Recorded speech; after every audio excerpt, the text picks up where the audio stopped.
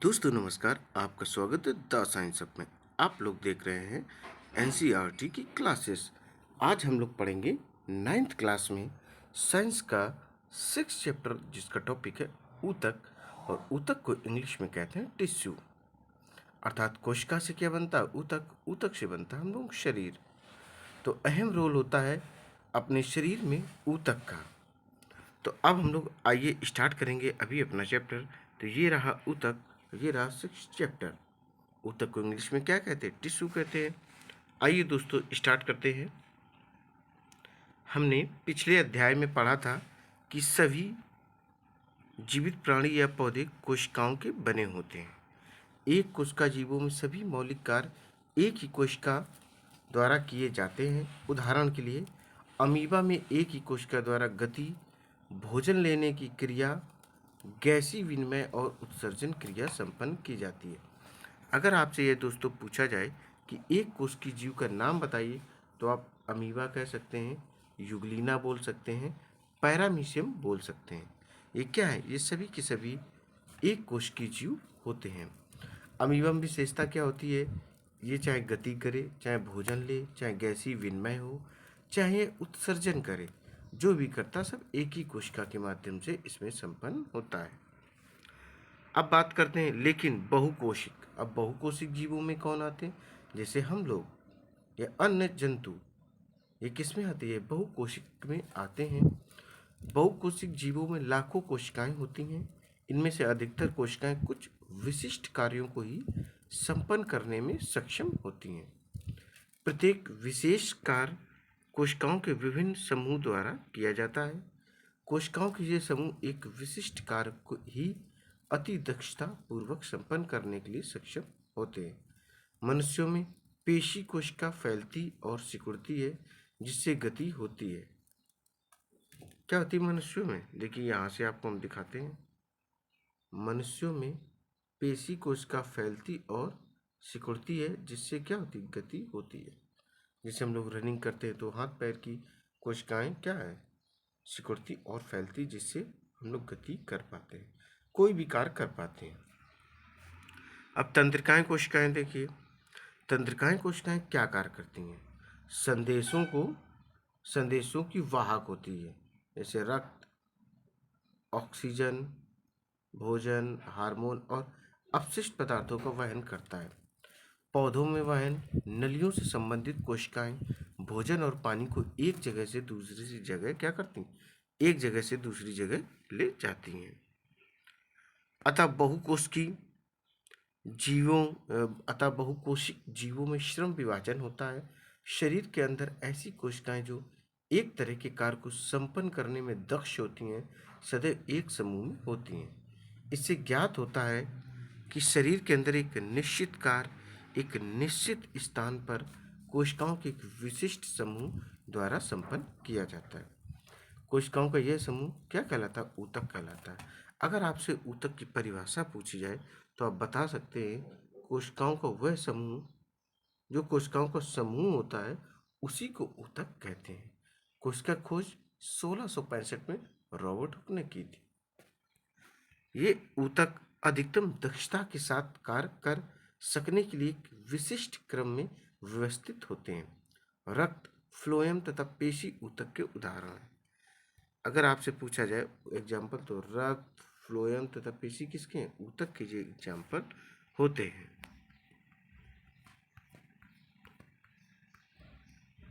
देखिए, वे कोशिकाएं जो आकृति में एक समान है तथा किसी कार्य को एक साथ संपन्न करती हैं, समूह में एक ऊतक का निर्माण करती है। एक सीधी सी बात है, जो कोशिकाओं का समूह कहते हैं, वो कोशिकाएं मिलेंगी तो ऊतक, ऊतक से ही अपने शरीर का निर्माण होता है।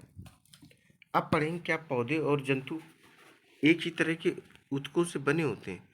हम सभी जानते हैं कि जो पेड़ पौधों की संरचना होती है वो अलग होती है, और जंतुओं की जो संरचना होती है वो अलग होती है। जंतु की कैटेगरी में हम लोग भी आते हैं। तो हम लोग पढ़ेंगे इनमें क्या अंतर होती है, क्या समानता होती है। आइए हम विभिन्न ऊतकों की संरचनाओं तथा उनके कार्यों की तुलना करें। क्या पौधों और जंतुओं की संरचनाएं समान होती हैं? क्या दोनों समरूप कार्य करते हैं? दोनों में स्पष्ट अंतर होता है? पौधे स्थिर होते हैं, वे गति नहीं करते हैं, चूंकि उन्हें सीधा खड़ा होना होता है। क्या आपने किसी पेड़ पौधे को भागते दौड़ते देखा? नहीं देखा।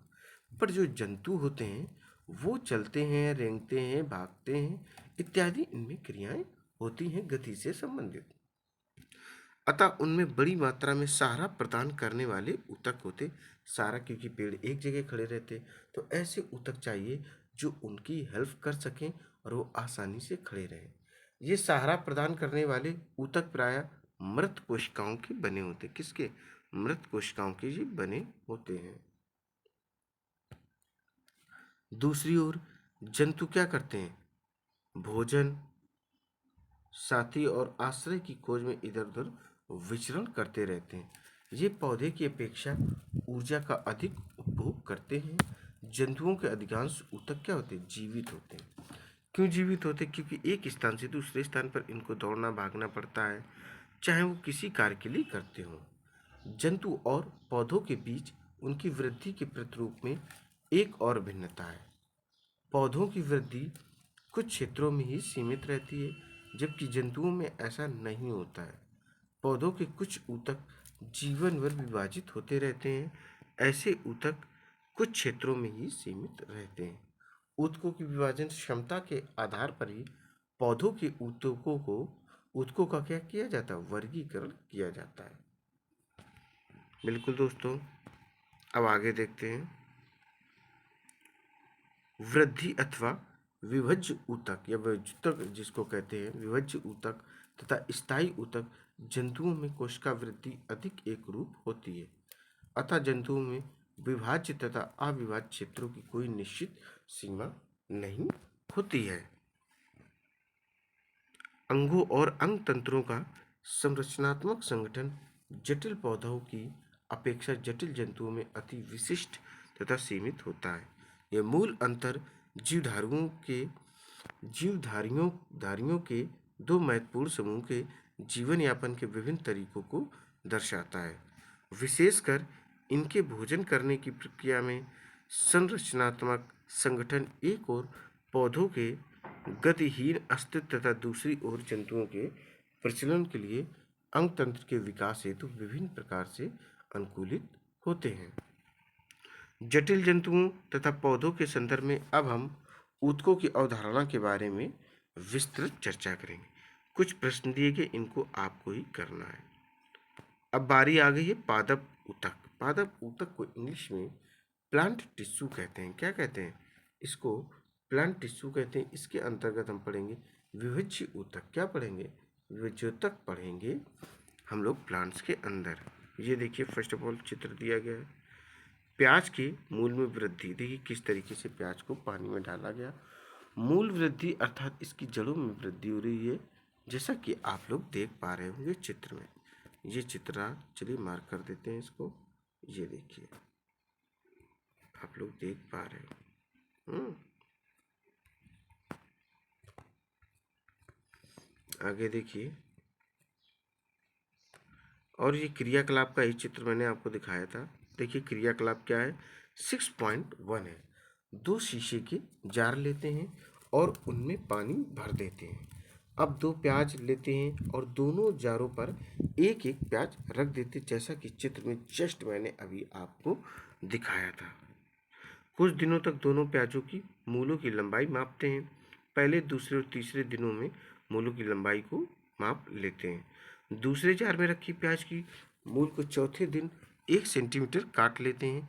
इसके बाद दोनों जार में रखी प्याज की मूलों की लंबाइयों का 5 दिनों तक निरीक्षण करें और उनमें हुई प्रत्येक दिन की वृद्धि की माप को नीचे दी गई तालिका में लिखें। ये रही तालिका, आप लिखें। और निरीक्षण भी आप ही को करना है, फिर उसमें देखना परिवर्तन क्या होता है। पौधों में वृद्धि कुछ निश्चित क्षेत्रों में होती है। ऐसा विभाजित ऊतकों के उन भागों में पाए जाने के कारण होता है। ऐसे ऊतकों को विभज्य ऊतक और इंग्लिश में क्या कहते हैं दोस्तों? Meristematic tissue. क्या कहते हैं? मेरिस्टेमेटिक टिश्यू भी इसे इंग्लिश में कहा जाता है। ये विभज्य ऊतक किस भाग में स्थित हैं? विभज्य ऊतक की उपस्थिति वाले क्षेत्रों के आधार पर इन्हें शीर्षस्थ कैम्बियम कहते हैं। क्या कहते हैं? शीर्षस्थ कैम्बियम इसको कहते हैं। ये रहा, या पार्श्वी भी इनको कहते हैं, तथा अंतर्विष्ट भागों में वर्गीकृत किया जाता है। चित्र 6.2 अभी दिखाते हैं। विभज ऊतक के द्वारा तैयार नई कोशिकाएं प्रारंभ में विभज ऊतक की तरह क्या करती हैं? होती हैं, लेकिन जैसे ही ये बढ़ती और परिपक्व होती हैं, इनके गुणों में धीरे धीरे परिवर्तन होता है और ये दूसरे ऊतकों के घटकों के रूप में विभाजित हो जाते हैं। देखिए चित्र 6.2, ये देखिए, ये रहा चित्र। ये किसी पौधे में विभज्य ऊतक की स्थिति, पार्श्व विभज्य ऊतक, अंतर्विष्ट विभज्य ऊतक, शीर्षस्थ विभज्य ऊतक, यहाँ से ये वृद्धि करता है और ये वृद्धि होने को इसमें दर्शाया गया है। प्रो के शीर्षस्थ विभज्य ऊतक जड़ों एवं तनों की वृद्धि वाले भागों में विद्यमान रहते हैं तथा वह इनकी लंबाई में वृद्धि करता है। तने की परिधि या मूल में वृद्धि पार्श्व विभज्य ऊतक या कैम्बियम के कारण होती है। अगर आपसे कभी क्वेश्चन पूछा जाए तने की परिधि या मूल में जो वृद्धि होती है वह किस कारण होती है, तो पार्श्व विभज्य ऊतक या कैम्बियम के कारण होती है। यहाँ से अब हम लोग देखेंगे जो विभज्य ऊतक की कोशिकाएं होती हैं वो अधिक दोस्तों क्रियाशील होती हैं। कैसी होती? वो बहुत ज़्यादा क्रियाशील होती हैं और उनके पास क्या होता है? उनके पास बहुत अधिक कोशिका द्रव वाली क्या कोशिका भित्ति पाई जाती है। कोशिका द्रव की कोशिका भित्ति पाई जाती है और स्पष्ट केंद्र होता है। कैसा? स्पष्ट केंद्र होते हैं। उनके पास रसधानी नहीं होती हैं। क्या हम सोच सकते हैं कि उनके पास रसधानी क्यों नहीं होती है? आप कोशिकाओं पर आधारित अध्याय में उल्लेखित रसधानियों के कार्यों का संज्ञान ले सकते हैं, अर्थात जानकारी ले सकते हैं। अब हम लोग पढ़ेंगे स्थायी ऊतक, जिसको परमानेंट टिश्यू कहते हैं। क्या कहते हैं? इसको परमानेंट टिश्यू कहते हैं। आइए पढ़ेंगे अब परमानेंट टिश्यू। देखिए, विभज्य ऊतक द्वारा बनी कोशिकाओं का क्या होता है? ये एक विशिष्ट कार्य करती हैं और विभाजित होने की शक्ति को खो देती हैं, जिसके फलस्वरूप वे स्थायी ऊतक का निर्माण करती हैं। इस प्रकार एक विशिष्ट कार्य करने के लिए स्थायी रूप और आकार लेने की क्रिया को विभेदीकरण कहते हैं। विभज्य ऊतक की कोशिकाएं विशिष्टीकृत होकर विभिन्न प्रकार के स्थायी ऊतक का विकास करती हैं। अब देखिए क्रियाकलाप 6.2 क्या दिया गया। ये रहा अपना, एक पौधे की तने को लीजिए तथा अपनी शिक्षक की सहायता से उसके 45 सेक्शन कीजिए। चलिए आपको चित्र दिखा देते हैं। इसको छोटा करना पड़ेगा। ये देखिए तने का सेक्शन, जैसा कि आप देख पा रहे हैं। ये देखिए दोस्तों, क्या है ये आप देख पा रहे होंगे। इसमें ये देखिए दोस्तों, ये चित्र रहा। ये है क्या? तने का सेक्शन काट, और इसमें संवहन मंडल, जाइलम, मज्जा किरण, पित्त, protoplasm, protoxylem, metaxylem, cambium, phloem आदि चीज़ें आप देख पा रहे होंगे। इसको देखें और समझने की कोशिश आप कर सकते हैं। क्या कर सकते हैं? इसे देखें और समझने की कोशिश करें दोस्तों। आप सभी सेक्शन को सेफ्रिन से रंजित करें। एक अच्छे से कटे हुए सेक्शन को स्लाइड पर रखें और उस पर ग्लिसरीन की एक बूंद डालें। उसको कवर क्लिप से ढक दें और स्लाइड का निरीक्षण सूक्ष्मदर्शी से करें। विभिन्न प्रकार की कोशिकाओं का अध्ययन करें और उनके विन्यास को देखें। चित्र 6.3, जैसा कि मैंने जस्ट अभी आपको दिखाया था।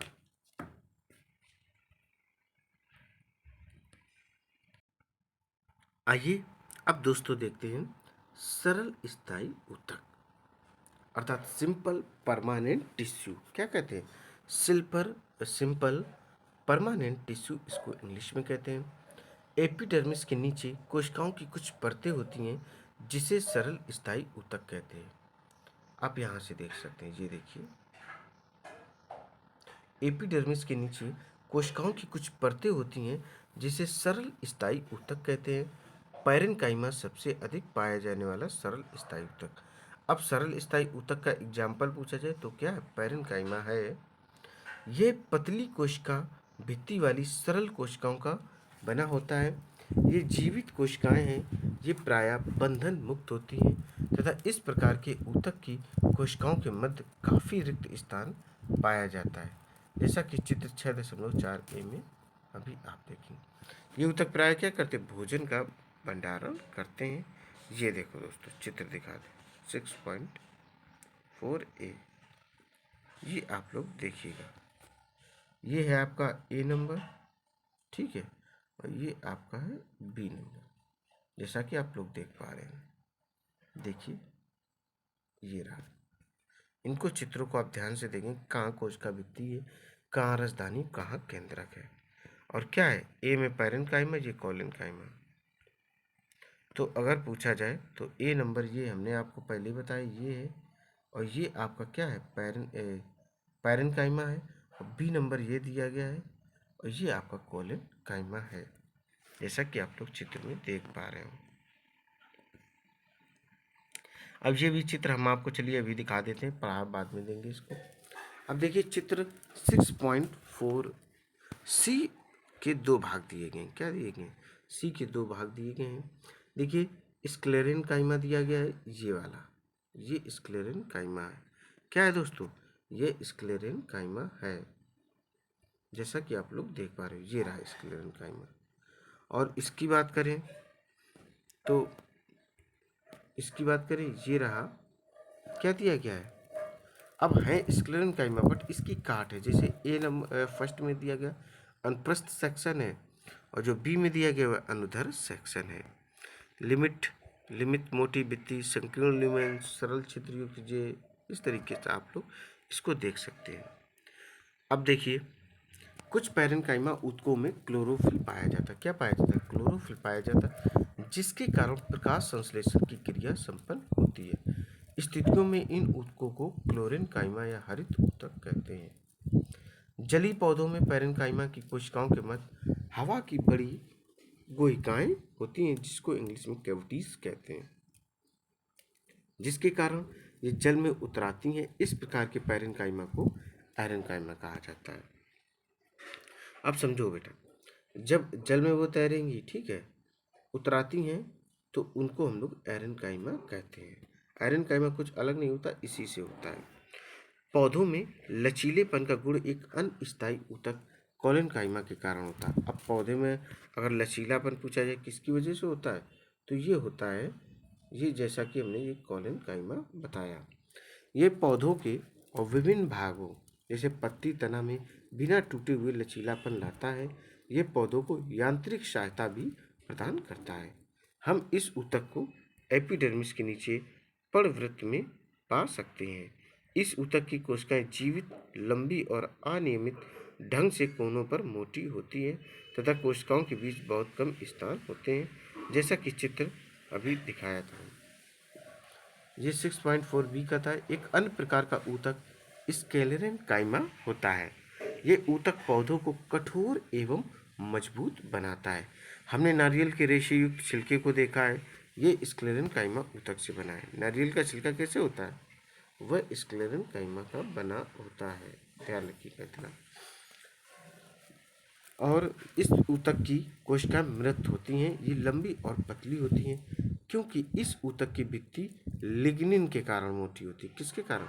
लिग्निन के कारण मोटी होती। ये भित्तियां प्राय इतनी मोटी होती हैं कि कोशिका के भीतर कोई आंतरिक स्थान नहीं होता है। क्या होता? कोई भी आंतरिक स्थान नहीं होता। चित्र तो आप लोगों ने देखा ही है, ये रहा सी नंबर, बी ऊपर देखा था, हाँ 6.4 सी देखा ही है। ये ऊतक तने में संवहन बंडल के समीप पत्तों की शिराओं में तथा बीजों और फलों के कठोर छिलके में उपस्थित होता है। यह पौधों के भागों को मजबूती प्रदान करता है। अब क्रियाकलाप हम लोग देखेंगे। ये 6.3 रियो की ताज़ा तोड़ी हुई पत्ती लीजिए। किसके? रियो की। इसे दबाव लगाकर इस तरह मुड़ी कि पत्ती का छिलका अलग निकल जाए। इस छिलके को अलग करके जल से भरी हुई पेट्री डिश में रखें। इसमें कुछ बूंदें क्या डालनी, कुछ बूंद हमें सेफ्रेनिफ्लिन की डालनी है। ये देखिए चित्र दिखाते चलते हैं। 6.5 जैसा कि आप लोग देख पा रहे हैं, ये रहा 6.5 द्वारा कोशिकाएं तथा एपिडर्मिस कोशिकाएं। ए नंबर में जैसा कि ये है पार्श्वदृश्य है, आप लोग देख पा रहे होंगे। और ये बी नंबर है पृष्ठ दृश्य, इसको कहते हैं। इसमें रक्षी कोशिका स्टोमेटा। स्टोमेटा वही है जो प्रकाश संश्लेषण में हेल्प करता है। किसमें हेल्प करता है? प्रकाश संश्लेषण में दोस्तों ये हेल्प करता है। जैसा कि आप लोगों ने देखा, वह कोशिकाओं की सबसे बाहरी परत क्या है? एपिडर्मिस होती है। एपिडर्मिस प्रायः कोशिकाओं की एक परत की बनी होती है। शुष्क स्थानों पर मिलने वाली पादपों में एपिडर्मिस मोटी हो सकती है, जो जल के क्षय से बचाव हेतु महत्वपूर्ण है। पौधों की पूरी सतह एपिडर्मिस से ढकी रहती है। यह पौधे के सभी भागों की रक्षा करती है। एपिडर्मल कोशिका पौधों की बाह्य सतह पर प्राय एक मोम जैसी जल प्रतिरोधी परत बनाती है। यह जल क्षय के विरुद्ध यांत्रिक आघात तथा परजीवी कवक के प्रवेश से पौधों की रक्षा करती है। क्योंकि एपिडर्मल कोशिकाओं का उत्तरदायित्व रक्षा करने का है, अतः इसकी कोशिकाएं बिना किसी अंतरकोश की स्थान के अछिन्न परत बनाती है। अधिकांश एपिडर्मल कोशिकाएं अपेक्षाकृत चपटी होती हैं। सामान्यतः उनकी बाह्य तथा पार्श्व भित्तियां उनकी आंतरिक भित्तियों से मोटी होती है। पत्ती की एपिडर्मिस में हम छोटे छोटे छिद्रों को देख सकते हैं। इन छिद्रों को स्टोमेटा कहते हैं। क्या कहते हैं? इन छिद्रों को स्टोमेटा कहते हैं। जैसा कि चित्र 6.5 में अभी देखा, स्टोमेटा को दो वृक्कों के आकार की कोशिकाएं घेरे रहती, जिन्हें रक्षी कोशिकाएं कहती हैं। और ये कोशिकाएं वायुमंडल से गैसों के आदान प्रदान के लिए सहायक होती हैं। वाष्पोत्सर्जन, वाष्प के रूप में पानी का निकलना, जिसको इंग्लिश में वेपराइजेशन भी कहते हैं, इस क्रिया में स्टोमेटा के द्वारा होती है। किसके द्वारा? यह क्रिया स्टोमेटा के द्वारा। प्रकाश संश्लेषण के बारे में दोस्तों मैंने आपको पहले ही बताया है कि प्रकाश संश्लेषण में स्टोमेटा का अहम रोल होता है और ये पत्ती के निचले हिस्से पर स्थित होते हैं। अब देखिए, जड़ों की एपिडर्मल कोशिकाएं पानी को सोखने का कार्य करती हैं। साधारणतः उनमें बाल जैसे प्रवर्त होते हैं, जिससे जड़ों की कुल अवशोषक सतह बढ़ जाती है तथा उनकी पानी सोखने की क्षमता में वृद्धि होती है। मरुस्थलीय पौधों की बाहरी सतह कैसी होती है? एपिडर्मल। देखिए, मरुस्थली की बात हो रही है, डेजर्ट एरिया। क्यूटिन एक जल अवरोधक रासायनिक पदार्थ है का लेप होता है। क्या हम इसका कारण सोच सकते हैं? बिल्कुल, ताकि उनमें वाष्पीकरण की क्रिया ना हो। क्या एक पेड़ की बाहरी शाखा की परत नए तने की बाह्य परत से भिन्न होती है? जैसे जैसे वृक्ष की आयु बढ़ती है, उसके बाह्य सुरक्षात्मक ऊतकों में कुछ परिवर्तन होता है।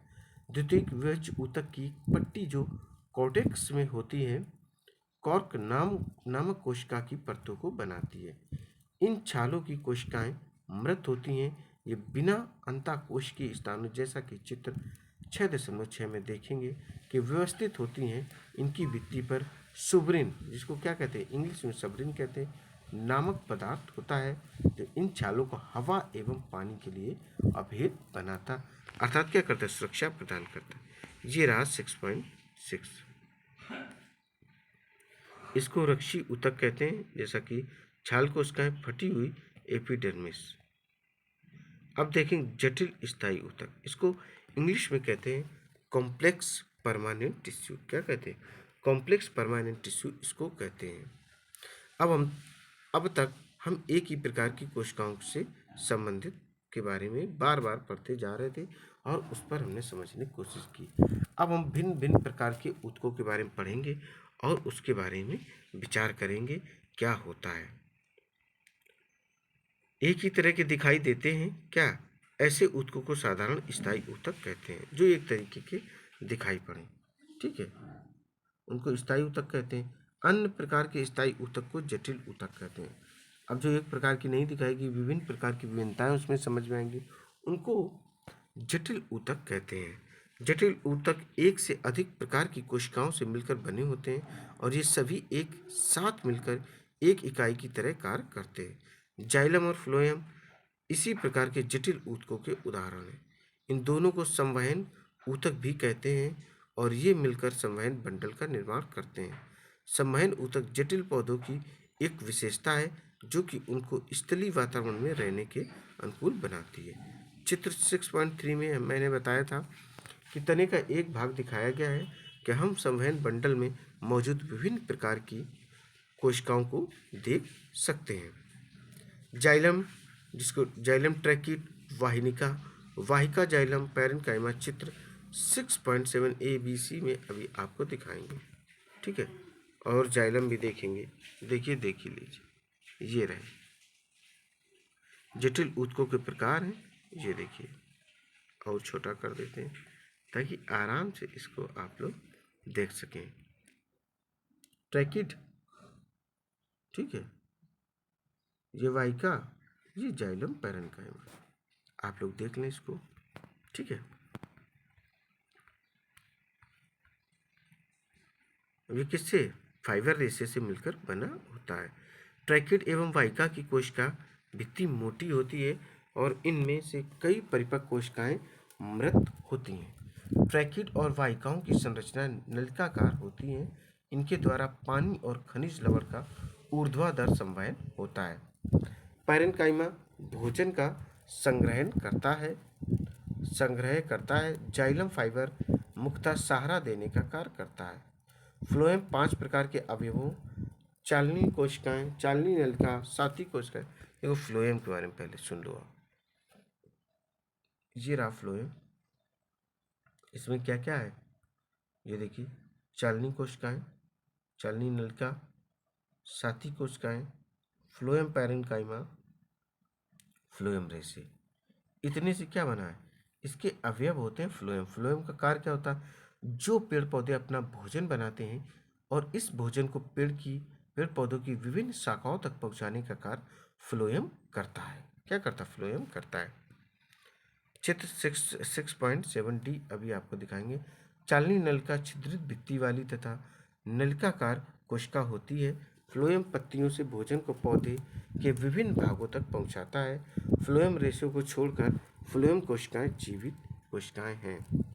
ये देखिए दोस्तों, अभी आपको दिखाते हैं। ये रहा, देखिए फ्लोएम सेक्शन मार्क कर देते हैं।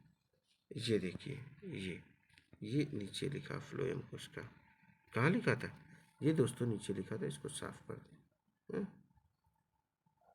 ये रहा, तो ये क्या है? ये फ्लोएम कोशिका रहा। इस चित्र को आप लोग देख सकते और समझ सकते हैं। कुछ क्वेश्चन दिए, इनको आप पढ़ें और समझें। पढ़ लीजिए, देखिए। हम लोग पढ़ेंगे तो बस एनिमल टिश्यू। एनिमल टिश्यू में देखते हैं, जिसको हिंदी में जंतु ऊतक कहते हैं। अब पढ़ेंगे हम लोग अपने बारे में। जब हम लोग सांस लेते हैं सभी लोग, ऐसा तो कोई व्यक्ति है नहीं जो बिना सांस लिए जीवित हो और आराम से चल रहा हो। हम लोग जितने भी जंतु की कैटेगरी में आते हैं, सभी लोग श्वसन क्रिया, ब्रीथिंग प्रोसेस करते हैं। तब हम अपनी छाती की गति को महसूस करते हैं। शरीर के ये अंग कैसे गति करते हैं, इसके लिए हमारे पास कुछ विशेष कोशिकाएं होती हैं, जिन्हें हम पेशी कोशिकाएं कहते हैं। क्या कहते हैं? उन्हें हम लोग पेशी कोशिकाएं कहते हैं। क्या दोस्तों कहते हैं? उसे पेशी कोशिकाएं कहते हैं। चित्र 6.8 अभी दिखाते हैं, चलिए। इन कोशिकाओं को फैलना और सिकुड़ना अंगों को गति प्रदान करता है। सांस लेते समय ऑक्सीजन लेते हैं। ये ऑक्सीजन कहाँ जाती है? ये फेफड़ों के द्वारा अवशोषित की जाती है तथा रक्त के साथ शरीर की सभी कोशिकाओं तक पहुंच जाती है। कोशिकाओं को ऑक्सीजन की आवश्यकता क्यों होती है? माइटोकॉन्ड्रिया का कार्य इस प्रश्न के लिए हल के लिए एक संकेत है। देखो, कोशिका का पावर हाउस जिसको कहते हैं, बिजली घर, वह माइटोकॉन्ड्रिया है। क्या है? माइटोकॉन्ड्रिया है, जिसके बारे में दोस्तों हम लोग पहले पढ़ चुके हैं। रक्त अपने साथ विभिन्न पदार्थों को शरीर में एक स्थान से दूसरे स्थान तक ले जाता है। उदाहरण के लिए, ये भोजन और ऑक्सीजन को सभी कोशिकाओं तक पहुंचाता है। यह शरीर के सभी भागों से अपशिष्ट पदार्थों को एकत्र कर यकृत तथा वृक्क तक उत्सर्जन के लिए पहुंचाता है। रक्त और पेशियां दोनों ही हमारे शरीर में पाए जाने वाले ऊतकों के उदाहरण हैं। उनके कार्य के आधार पर हम विभिन्न प्रकार के जंतु ऊतकों के बारे में विचार कर सकते हैं, जैसे कि एपिथीलियमी, क्या बोल के इसको, एपिथीलियमी ऊतक, संयोजी ऊतक, देखिए इसको अंडरलाइन कर देते। एपिथीलियमी ऊतक है, संयोजी ऊतक है, पेशी ऊतक है तथा तंत्रिका ऊतक है। रक्त संयोजी ऊतक का एक प्रकार है तथा पेशी ऊतक का प्रकार है। अब पढ़ेंगे एपिथीलियमी ऊतक। क्या पढ़ेंगे दोस्तों? एपिथीलियमी ऊतक देखेंगे। जंतु के शरीर को ढकने या बाहर रक्षा प्रदान करने वाले ऊतक एपिथीलियमी ऊतक हैं। एपिथीलियम शरीर के अंदर स्थित बहुत से अंगों और गुहिकाओं को ढकते हैं। ये भिन्न भिन्न प्रकार के शारीरिक तंत्रों को एक दूसरे से अलग करने के लिए अवरोध का निर्माण करते हैं। त्वचा, मुंह, आहार नली, रक्तवाहिनी नली का स्तर, फेफड़ों की कुबिका, वृक्क की नली आदि सभी एपिथीलियमी ऊतक से बने होते हैं। एपिथीलियमी ऊतक की कोशिकाएं एक दूसरे से सटी होती हैं और ये एक अनवरत परत का निर्माण करती हैं। क्या करती हैं? अनवरत परत का निर्माण करती हैं।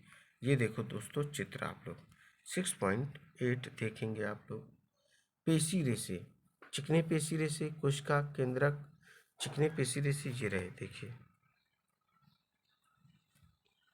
अमाशय, ये इस तरीके का आप लोग देख पा रहे हो। ये भी देखिए सब चित्र दिए गए हैं टोटल, इसको अभी दिखाते हैं आप लोगों को। इन परतों के बीच चिपकाने वाले पदार्थ कम होते हैं तथा कोशिकाओं के बीच बहुत कम स्थान होता है। स्पष्टता, जो भी पदार्थ शरीर में प्रवेश करता है या बाहर निकलता है वह एपिथेलियम की किसी परत से होकर अवश्य गुजरता है। इसके फलस्वरूप विभिन्न प्रकार की एपिथेलियमी कोशिकाओं के बीच की पारगम्यता शरीर तथा बाहरी वातावरण और शरीर के विभिन्न अंगों के बीच पदार्थों के आदान प्रदान में महत्वपूर्ण भूमिका निभाती है। सामान्यतः सभी एपिथेलियमों को एक बाह्य रेशेदार आधार झिल्ली उसके नीचे रहने वाले ऊतकों से अलग करती है। चित्र 6.9 में अभी आपको दिखाएंगे। दर्शाए अनुसार विभिन्न एपिथेलियम की संरचनाएं विभिन्न प्रकार की होती हैं जो उनके कार्यों पर निर्भर करती है। उदाहरण के लिए कोशिकाओं में रक्त नलिका स्तर या कुबिका, जहाँ पदार्थों का संवहन वर्णात्मक पारगम झिल्ली द्वारा होता है, वहाँ पर चपटी एपिथेलियमी ऊतक कोशिकाएं होती हैं। इनको सरल सल्की एपिथेलियम कहते हैं। ये अत्यधिक पतली और चपटी होती हैं तथा कोमल स्तर का निर्माण करती हैं। आहार नली तथा मुंह का स्तर सल्की एपिथेलियम से ढका होता है। शरीर का रक्षात्मक कवच अर्थात त्वचा इन्हीं शल्की एपिथेलियम से बनी होती है। त्वचा की एपिथेलियमी कोशिकाएं इनको कटने तथा फटने से बचाने के लिए कई परतों में व्यवस्थित होती हैं। चूँकि ये कई परतों के पैटर्न में व्यवस्थित होती हैं, इसलिए इन एपिथेलियम को स्तरित सल्की एपिथेलियम कहते हैं। जहाँ अवशोषण और स्राव होता, क्या होता है जहाँ पर अवशोषण और स्राव होता, जैसे आंत के भीतरी स्तर में, वहाँ लंबी एपिथेलियमी कोशिकाएं मौजूद होती हैं। ये स्तंभाकार एपिथेलियमी अवरोध को पार करने में सहायता प्रदान करता है।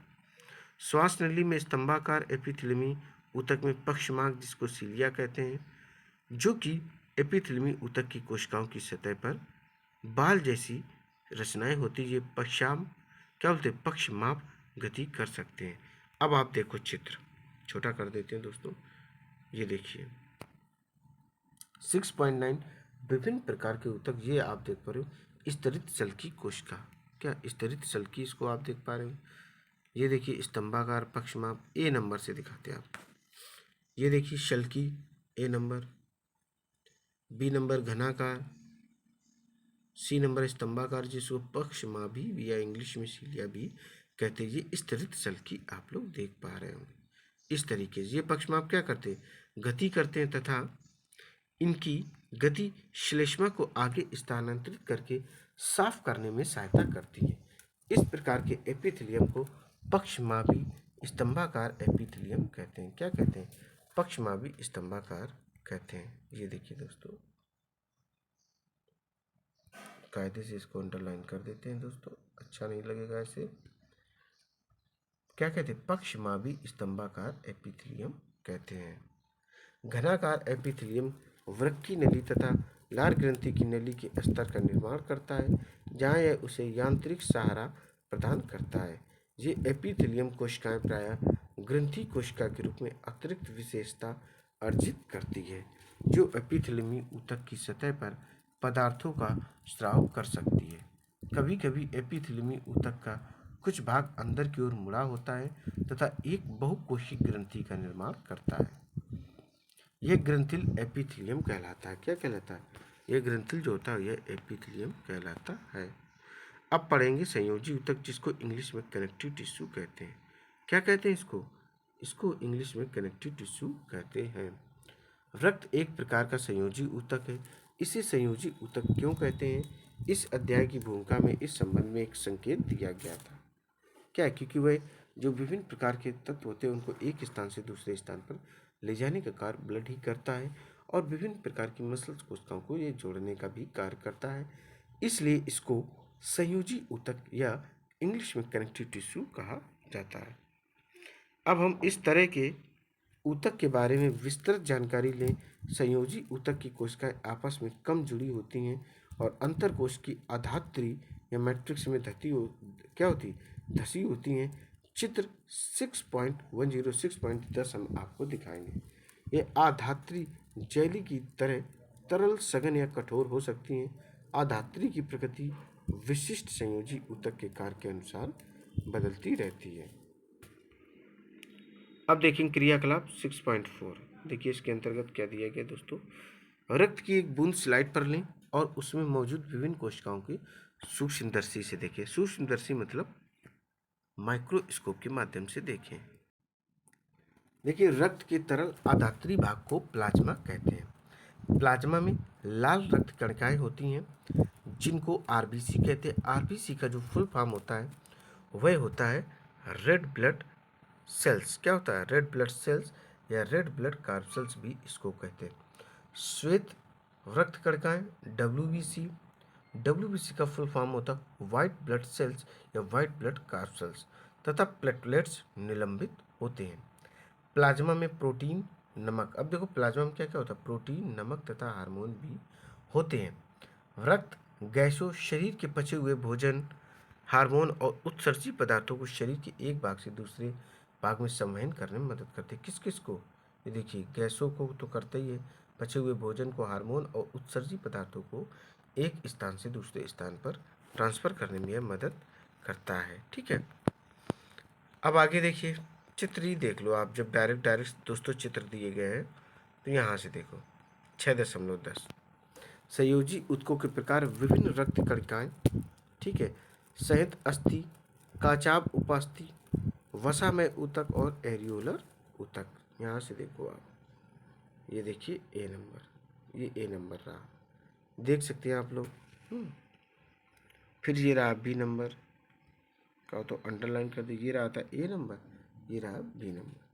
ठीक है, इसको आप लोग देख लो है।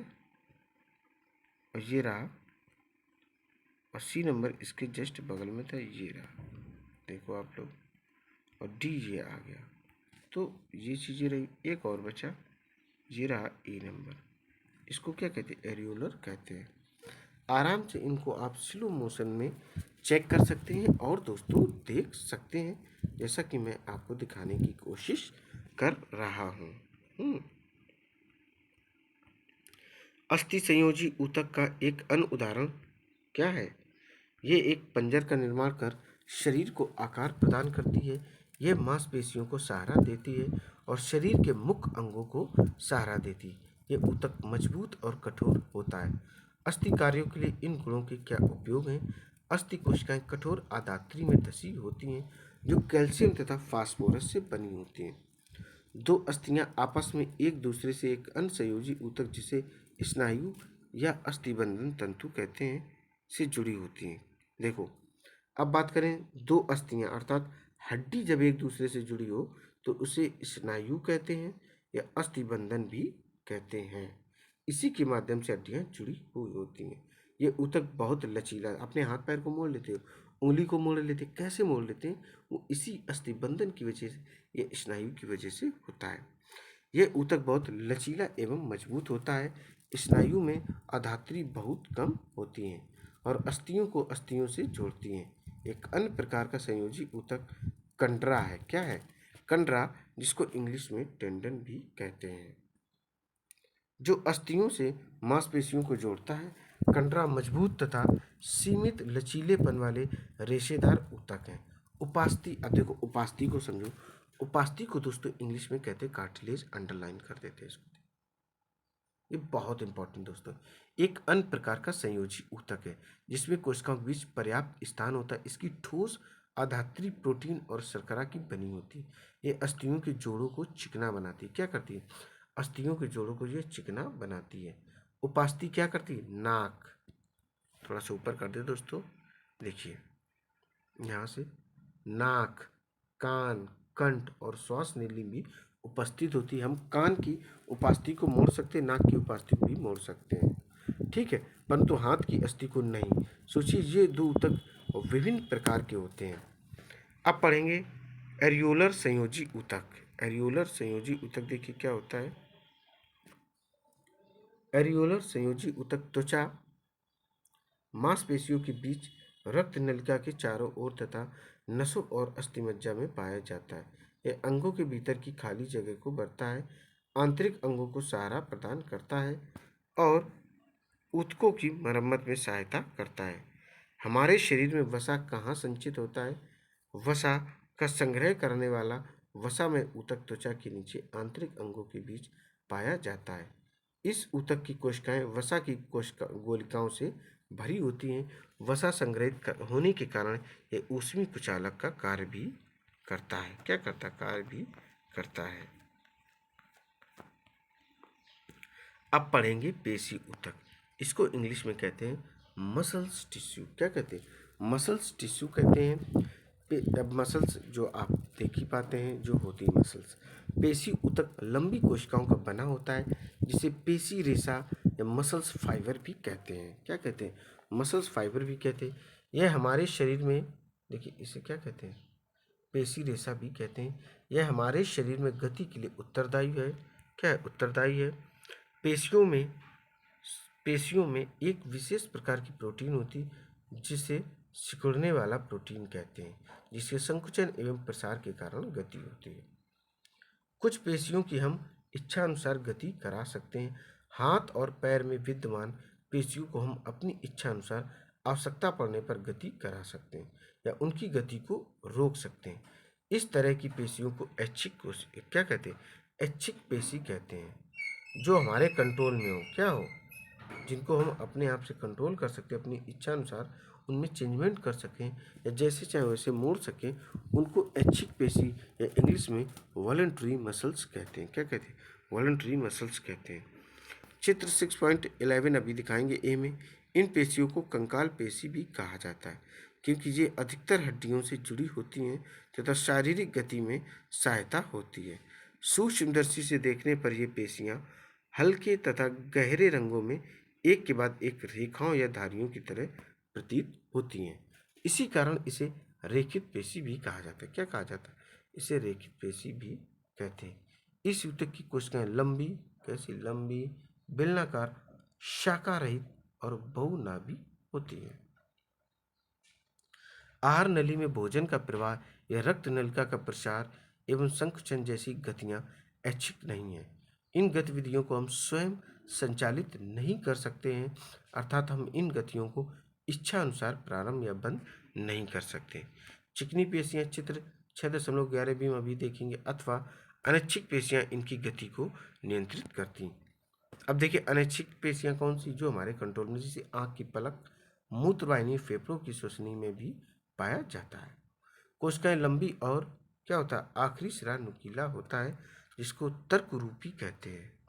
स्पिंडल सेप्ट भी इसको इंग्लिश में कहते हैं। ये एक केंद्र की होते हैं। कैसे होते हैं? देखिए ये जो होते हैं ये एक केंद्र की होती हैं। इनको आरेखित पेशी भी कहा जाता है। इनका नाम आरेखित क्यों है? हृदय की पेशियां जीवन भर लयबद्ध होकर प्रसार एवं संकुचन करती हैं।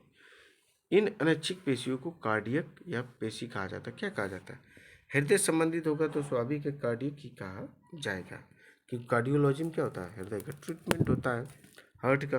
हाँ, 6.11c में हृदय की पेशी कोशिकाएं बेलनाकार शाखाओं वाली और एक केंद्री होती हैं। कैसी होती है? एक केंद्री होती हैं। ठीक है दोस्तों, ये देखिए दोस्तों चित्र 6.11 पेशी ऊतक, रेखित पेशी, चिकनी पेशी और कार्डियक पेशी। कार्डियक पेशी का मतलब होता है हृदय से। देखिए आपको दिखाते हैं, ये रहा केंद्रक धारियां ए नंबर आप लोग देख पा रहे होंगे। ये कैसी है?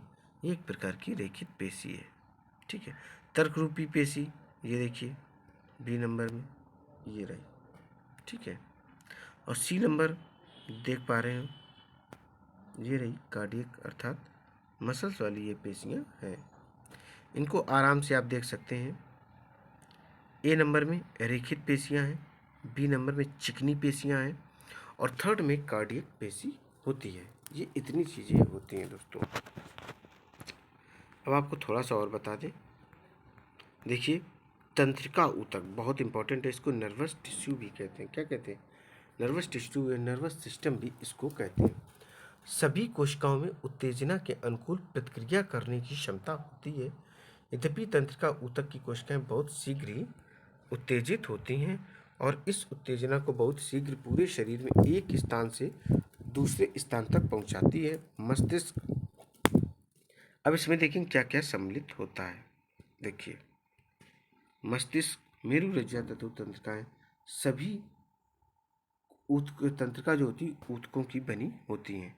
तंत्रिका ऊतक की कोशिकाओं को तंत्रिका कोशिका या न्यूरॉन कहा जाता है। क्या कहा जाता है? इनको न्यूरॉन भी कहा जाता है। ठीक है, ये देखो इसी नाम का एक चित्र बनाने को दोस्तों अक्सर एग्जाम में आता है।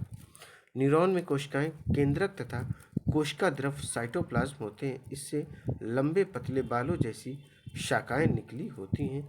चित्र 6.12 प्राय प्रत्येक न्यूरॉन में इस तरह का एक लंबा प्रवर्ध होता है जिसको एक्सॉन कहते हैं। क्या कहते हैं? एक्सॉन कहते हैं, जिसे आप लोग पूंछ भी कहते हैं अपनी लैंग्वेज में। तथा बहुत सारी छोटी शाखा वाले प्रवर्ध डेंड्राइट्स होते हैं। एक तंत्रिका कोशिका 1 मीटर तक लंबी होती है। अगर इसकी लंबाई पूछी जाए तो आप कह सकते हो 1 मीटर तक यह लंबी होती है। बहुत सारे तंत्रिका रेशे संयोजी ऊतक के द्वारा एक साथ मिलकर एक तंत्रिका का निर्माण करते हैं। ये देखिए चित्र रहा, इसको देखिए आप लोग, क्या है ये चित्र है दोस्तों, इसको आप लोग देख सकते हैं। ये रहा, ये न्यूरॉन तंत्रिका ऊतक का चित्र आप देख रहे हो। डेंड्राइट, तंत्रिका, कोशिका द्रव और एक्सॉन, सारी की सारी चीजें आप देख पा रहे हैं इसमें। तंत्रिका रेशे से गुजरने वाली संवेदना को तंत्रिका स्पंदन कहते हैं। तंत्रिका का स्पंदन हमें इच्छानुसार अपनी पेशियों की गति करने में सहायता करता है। तंत्रिका तथा पेशी ऊतकों का कार्यात्मक संयोजन प्राय सभी जीवों में मौलिक होता, साथ ही यह क्या करता है? संयोजन उत्तेजना के अनुसार जंतुओं को गति प्रदान करता है। दोस्तों अब टाइम आ गया है कि अब तक आपने क्या पढ़ा उसको एक बार फटाफट 2 मिनट के अंदर रिवाइज करने का। आइए दोस्तों स्टार्ट करते हैं। देखिए स्टार्ट यहाँ से करते हैं। ऊतक कोशिकाओं का समूह होता है जिसमें कोशिकाओं की संरचना तथा कार्य एक समान होते हैं। पौधों के ऊतक, पादप ऊतक 2 प्रकार के होते हैं, विभज्य ऊतक और स्थायी ऊतक। विभज्य ऊतक जिसको मेरिस्टेमेटिक टिश्यू भी कहते हैं, एक विभाज्य ऊतक तथा यह पौधों के वृद्धि वाले क्षेत्रों में पाए जाते हैं। स्थायी ऊतक विभज्य ऊतक से बनते हैं जो एक बार विभाजित होने की क्षमता को खो देते हैं। इनको सरल तथा जटिल ऊतकों में वर्गीकृत किया जाता है। पैरेन्काइमा, कोलेनकाइमा तथा स्क्लेरेन्काइमा सरल ऊतकों के 3 प्रकार हैं। पैरेन्काइमा, कोलेनकाइमा और स्क्लेरेन्काइमा ये सरल ऊतक के 3 प्रकार हैं। जाइलम और फ्लोएम जटिल ऊतकों के प्रकार हैं। एपिथेलियमी पेशी संयोजी तथा तंत्रिका ऊतक जंतु ऊतक होते हैं। क्या होते हैं? जंतु ऊतक होते हैं। आकृति और कार्य के आधार पर एपिथेलियमी ऊतक को शल्की, घनाकार, स्तंभाकार, रोमी तथा ग्रंथिल श्रेणियों में वर्गीकृत किया जाता है। हमारे शरीर में विद्यमान संयोजी ऊतक के विभिन्न प्रकार हैं। एरियोलर ऊतक, एडिपोस जिसे वसामय कहते हैं, अस्थि, कंडरा, स्नायु, उपास्थि तथा रक्त, जिसको रुधिर या ब्लड भी कहते हैं। देखिए, पेशी ऊतक। पेशी ऊतक के 3 प्रकार होते हैं: रेखित, आरेखित, कार्डियक। तंत्रिका ऊतक न्यूरॉन का बना होता है जो संवेदना को प्राप्त और संचालित करता है। दोस्तों, ये चैप्टर यहीं पर कंप्लीट होता है। उम्मीद है ये चैप्टर आपको पसंद आया होगा। इसी तरीके की एनसीईआरटी क्लासेस आपको लगातार मिलती रहेंगी। ये इम्पोर्टेंट किसके लिए है? सिविल सर्विसेज, जिसको आप यूपीएससी, पीसीएस किसी भी स्टेट का हो, PHT, TST, super TET, TET किसी भी स्टेट का हो, ठीक है। इसके अलावा railway, group D, NTPC mains, even जितने भी एग्जाम्स होते हैं ये सभी के लिए दोस्तों इम्पॉर्टेंट है। स्टूडेंट जेएनवी के हों, केवी के हों, यूपी बोर्ड के हों, किसी भी बोर्ड के हों जिसमें एनसीईआरटी की बुक्स चलती हैं, ये वीडियो उन सब के लिए इम्पॉर्टेंट है। आपको इस वीडियो को अधिक से अधिक लाइक करना, शेयर करना है और मेरे चैनल को सब्सक्राइब करना है। दोस्तों, जय हिंद, जय भारत।